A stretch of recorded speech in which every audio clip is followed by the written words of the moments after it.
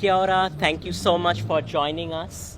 We are here today to peacefully ask for justice for the caste and gendered violence that has historically taken place in India and that has exacerbated with the Modi regime since 2015. We will have a number of things going on today. We will begin with an opening karakia. Then we will invite all of you to read the preamble of the Indian Constitution, and then we will invite whoever is here to share some of their thoughts or read from the Annihilation of Caste, which is a significant body of intervention into the caste politics in India. Tēnā koutou katoa. It is my honour to stand here in solidarity today with the Dalit community. Can I just, before offering a karakia, can I just say my heartfelt condolences to the victim's family and the community in Dalit. Stand here with you both in, to share in your grief and outrage against gender discrimination, caste discrimination, and the structural violence that perpetuates that and protects certain people of class. And I also want to say this karakia that I'm about to say is really about the four winds of the earth, and then there's a fifth wind, and my ancestors taught us there's also a fifth wind. Right, there's the fourth wind, the north, the wind from the north, the south, the east, the west. But there's that fifth wind which exists in each and every one of us, it's that breath of life. And so to those structures of violence, really I just want to say to them, listen and look to these winds of the earth that are circulating around the globe, because it's my hope that they will continue to gather strength and momentum and really blow some shit down, pretty much. So, the karakia, and I've just amended it slightly. I'd like to offer that in solidarity with this community. Whakakaha ake te hau ki te uru, ki te tonga, ki te rāwhiti, ki te raki. Whakakaha hokia ki te hau ki roto i te tangata.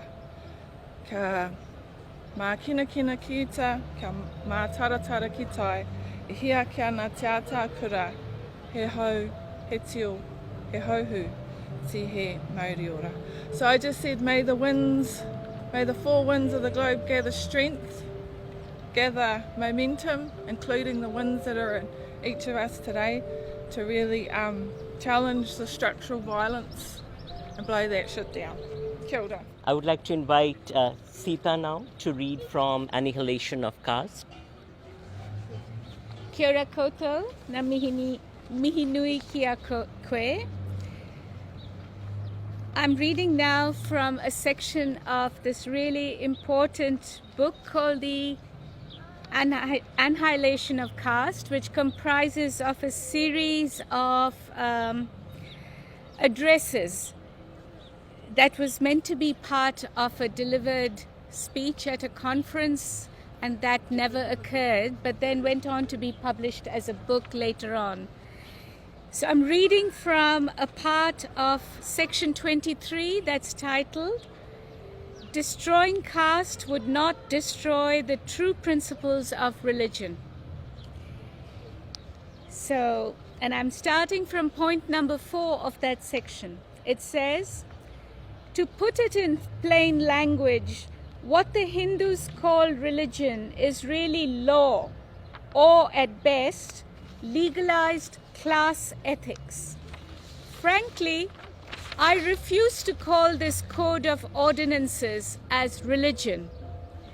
The first evil of such a code of ordinances, misrepresented to the people as religion, is that it tends to deprive moral life of freedom and spontaneity, and to reduce it to a more or less anxious and servile conformity to externally imposed rules.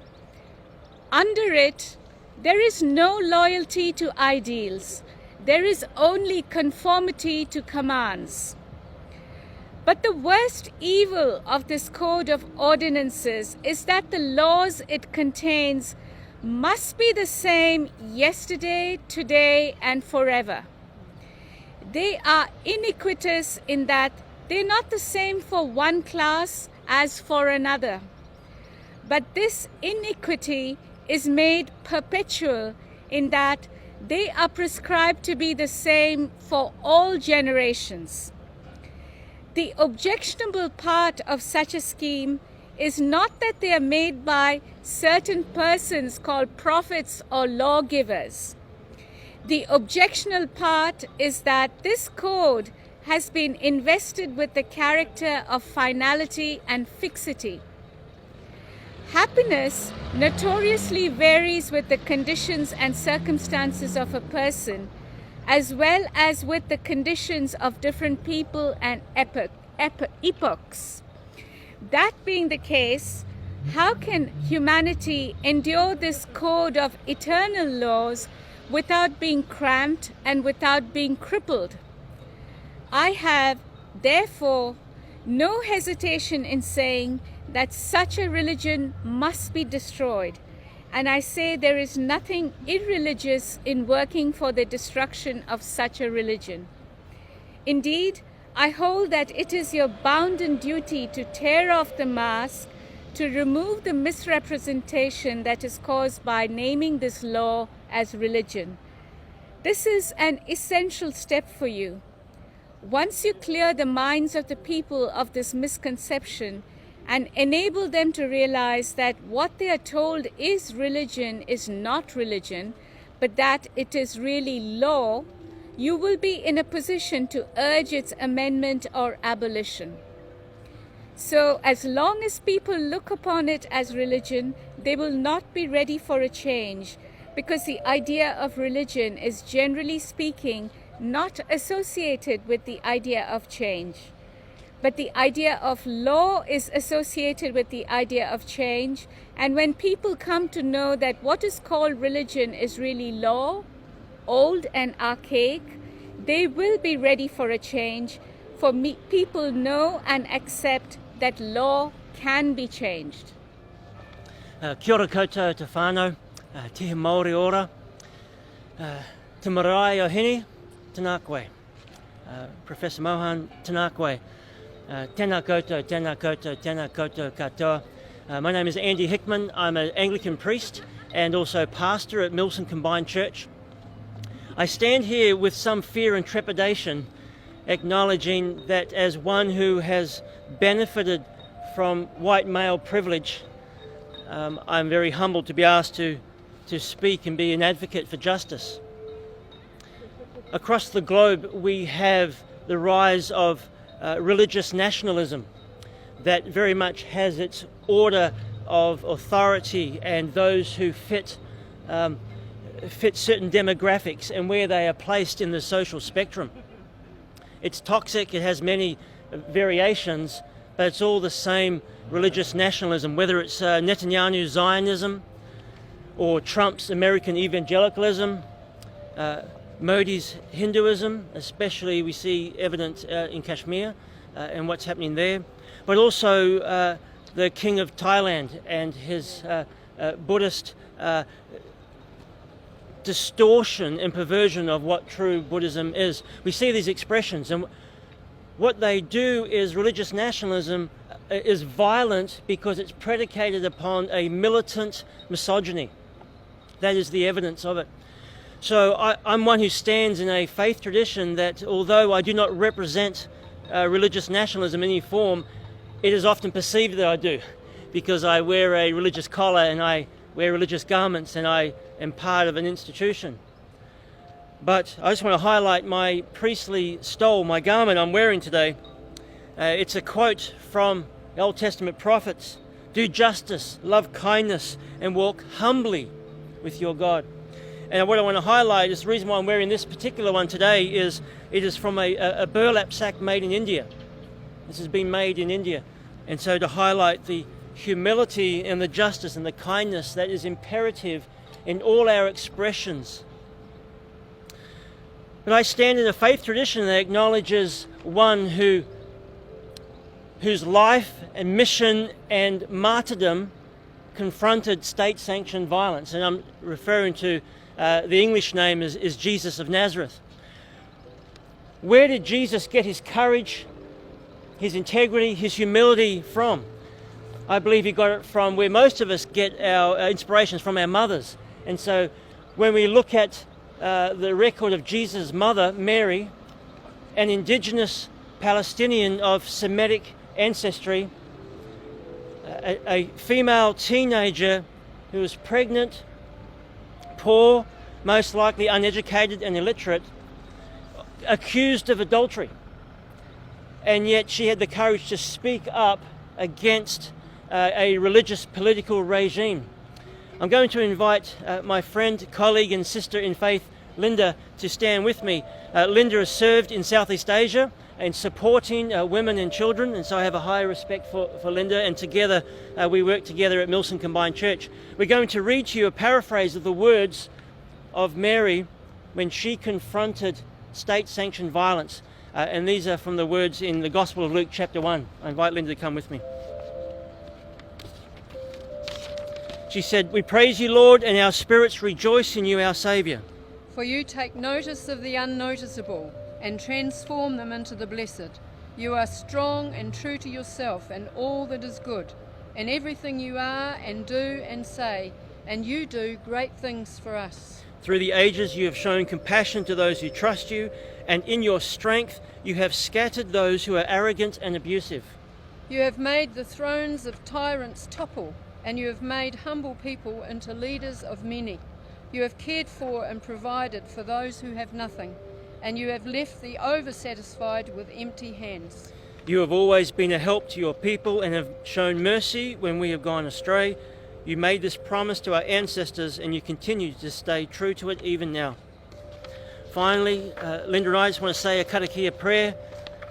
It seems so overwhelming, the violence and the injustice that has been perpetrated against women, not just in India but across the globe. But we add our prayer and our karakia as hope and faith that there are millions and billions around the planet who long to see justice, and so we join our words with them. E te atua aroha. God of love, Whakarongo mai ki te mātou. listen to our prayer. E te ariki kia aroha mai. Lord, have mercy. E te kraiti kia aroha mai. Christ, have mercy. E te ariki kia aroha mai. Lord, have mercy. Amen. Ngā mihi. Thank you. Thank you for giving me an opportunity to say something. I stand here today literally hanging my head in shame. I hang my head in shame because the travel document I possess is from the place where this heinous crime has happened, that is India. And this heinous crime has happened and has been happening to a community that has always stood with us as a Kashmiri in our struggle for self-determination. As I was thinking about this crime, there were pictures galore of my memories when I stood in protest against Indian occupation. And in the university I studied, the only group that would stand with us was Dalit students there. So I feel sorry, and now it does matter to me personally, and being here it becomes obligatory probably for me to raise a voice.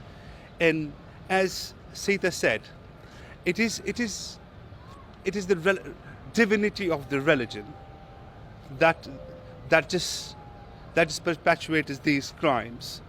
But I would like to go a step further and say it's not just the divinity of the religion. It is the confusion that we have created between the religion and law. There isn't a distinction between between what is legal, what is lawful, and what is religious. There is no differentiation between the divinity and the legality. And that confusion has created an apparatus that I call BJP regime, the RSS regime, under which Dalits, who are, as someone says, children of lesser gods, the toys and objectified humans with whom the upper caste Hindus play.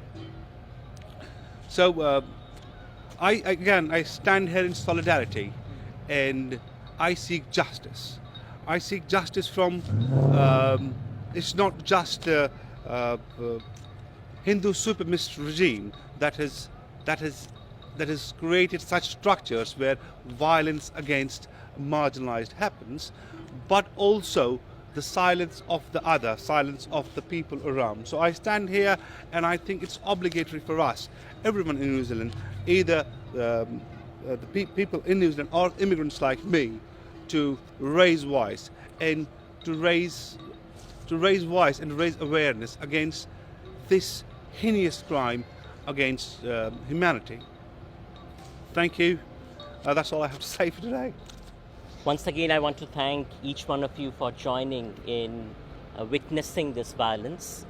What I want to talk about is really building on, Omar, what you said in terms of how gender and caste violence are intertwined with the Hindutva project of the Bharatiya Janata Party or the BJP. So if you think about the rise of the BJP, particularly so within the context of the period building up to the 1990s, this was a political party that was a fringe political party with one seat in the Indian Parliament. But from beginning to mid-1990s was a crucial period for the BJP to organize its political project. And it was done specifically through the targeting of Dalits and Muslims, and by turning actually history on its head and catalyzing and mobilizing broader support of the nation around the marking of a mosque, which was constructed as the site of destruction, which would then bring about the rise or the re-rise of the Hindu state. So in that sense, the political project of the Hindu state is deeply intertwined with majoritarian religious violence, with caste violence, and with gender violence. So the one thing I would say to begin with is that we need to look at caste, gender, and majoritarian violence in intersection as working together and as part of a political project of Hindutva. The other point I want to make today regarding the political project of Hindutva is the ways in which it has worked to incorporate the judiciary, to incorporate various state apparati, including the police, including the military and the armed forces, and using a variety of colonial laws, such as the Sedition Act or the Prevention of Unlawful Activities Act, in order to target dissenters or those that protest against the politicization of the state and the turning of the state into an apparatus of Hindutva. So the key thing to remember today in India is that the police and the arms of the police are very much part of the Hindutva structure of the state. And this is the context within which we have to think about the incidences of rape, the incidences of violence carried out on lower caste communities, carried out on Dalits, carried out on Muslims. India has seen a dramatic rise in the number of lynchings that target Muslims and that target Dalits. As you see in the case of the Hathras rape, it also sees a significant and disproportionate rise in violence, particularly in caste and majoritarian violence targeting women. You also have to think about the role of the police in this.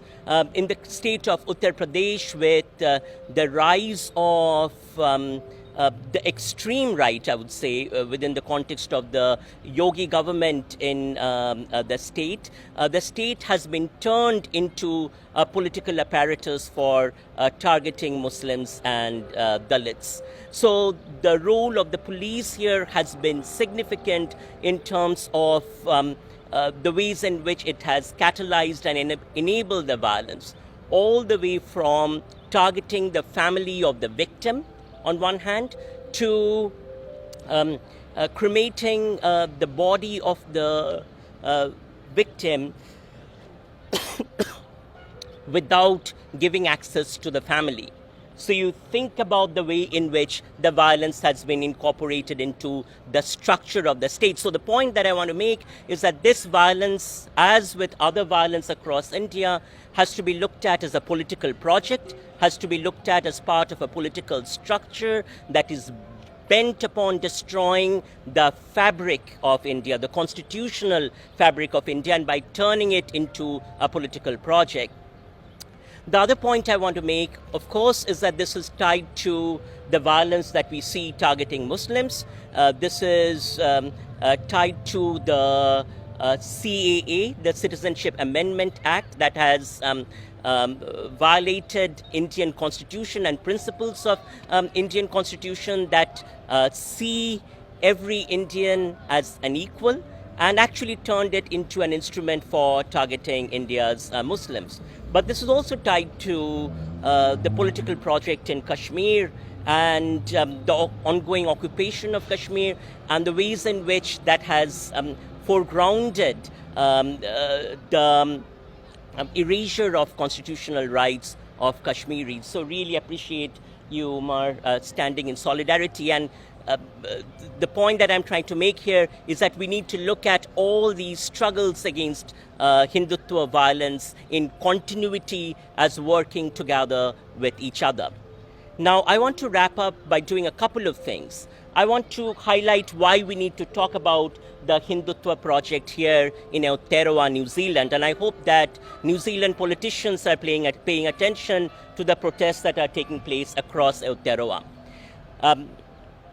Across Aotearoa, New Zealand, there are Hindutva communities, communities attached specifically to temples that are specifically organized around the political principle of Hindutva, that organize funds in order to support the Hindutva project in India, and that actually are complicit in the rise of Hindutva. In that sense, then, the politics in Aotearoa, New Zealand is complicit with the outcomes of violence that we are seeing in the context of Hathras, in the context of Kashmir, in the context of lynchings. So this is an appeal also to New Zealand politicians to be mindful of the ways in which you attach with explicitly the religious communities that are tied to and that are connected with ideologies of hate.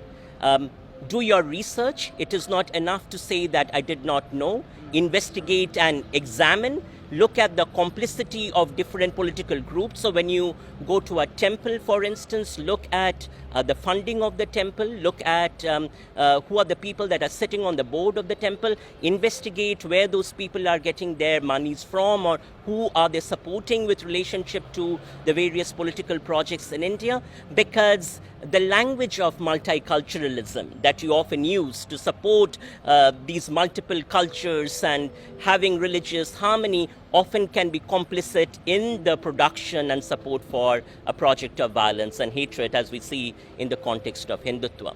So in the backdrop of all this, then, I want to wrap up by inviting us all to read the Indian Constitution, the preamble to the Indian Constitution, which was written by Baba Saheb Ambedkar, who was a Dalit himself and a visionary figure in Dalit protest. The Indian Constitution is a beautiful document that ensconces the concepts of equality and justice.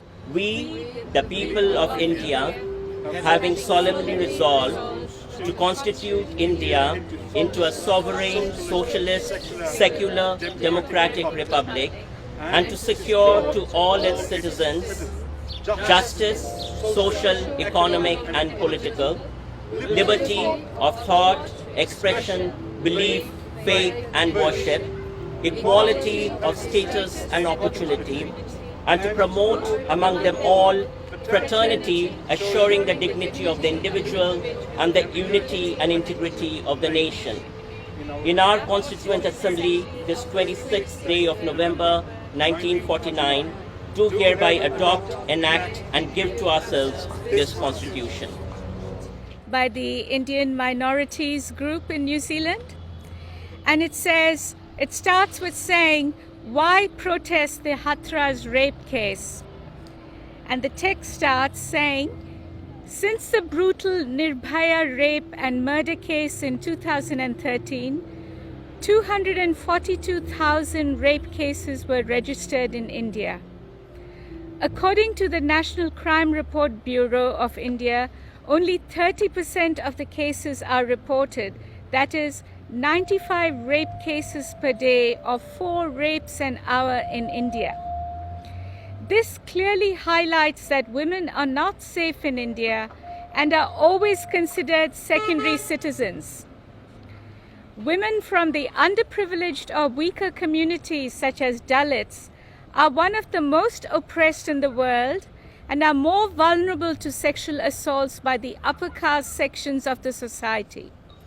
The recent incident in Hathras is such an example.